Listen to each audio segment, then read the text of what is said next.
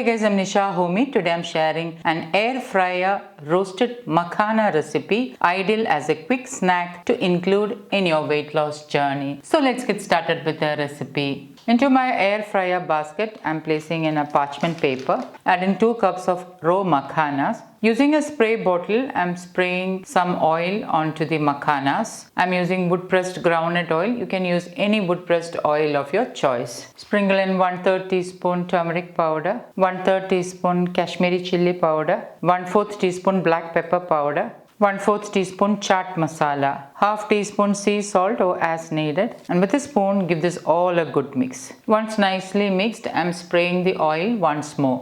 Air fry the makhanas until they are roasted. Detailed ingredients list and air fryer cooking temperatures will be updated in the description box below this video. Halfway through the cooking, open and give it a stir, and then again continue air frying.